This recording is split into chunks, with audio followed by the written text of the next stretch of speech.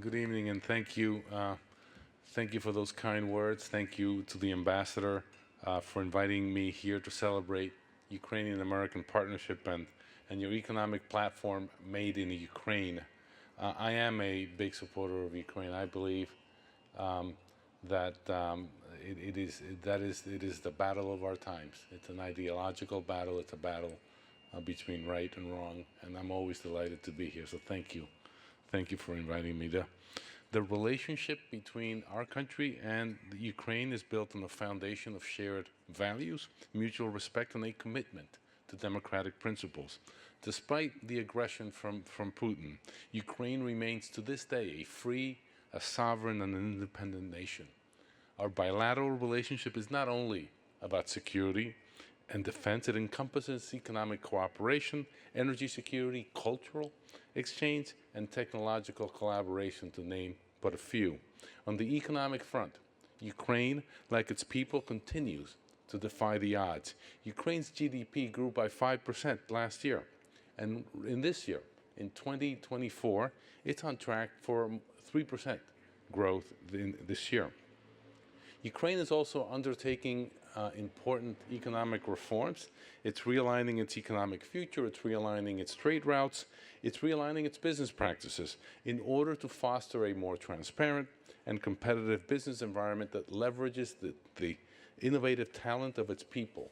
And as a result, and this is a number that amazes me, investment in Ukraine last year increased by 17%, and over 30,000 new businesses were registered in 2023.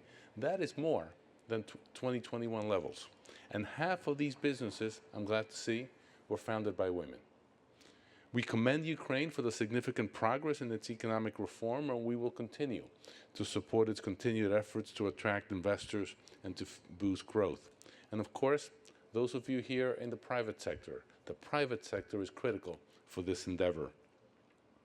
The Made in Ukraine policy that you've heard about is not only about economic self-sufficiency, it's also about building a brand that stands for quality, for reliability, and innovation.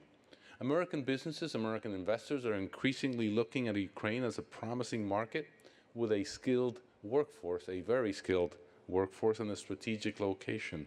For example, we believe that Ukraine will be a key component of global clean energy supply chains, from the development of its critical mineral resources. There'll be more about this hopefully in the next week or so, to the manufacturing of essential inputs, including turbines and cables.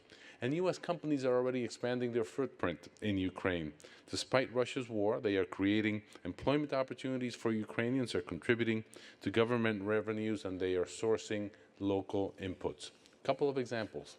McDonald's added 10 new restaurants in the country in the past 2.5 years and sources most of its beef, its dairy, its vegetables, and its sunflower oil for these restaurants from within Ukraine.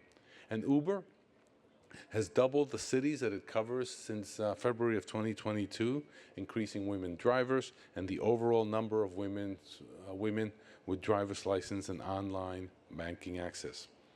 Similarly, Ukraine's defense industrial base has grown more than tenfold in the last couple of years, all made in Ukraine.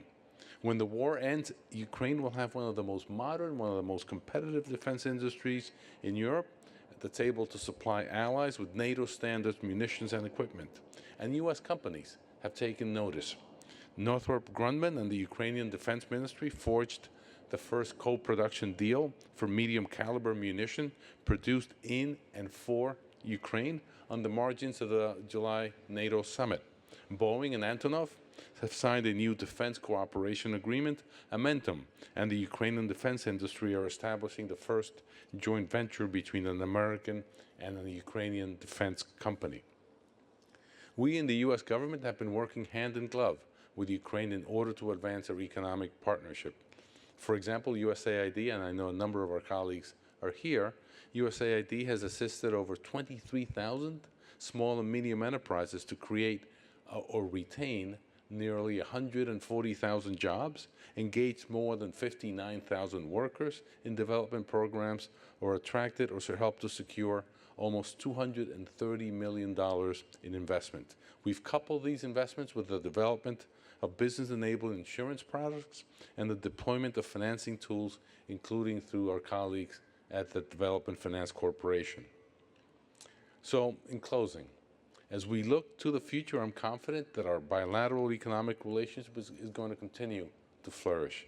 Whether you are from other governments, from financial institutions, or from the private sector, understand that we believe that Ukraine is open for business and that its Made in Ukraine policy will advance its economic growth and innovation into the future.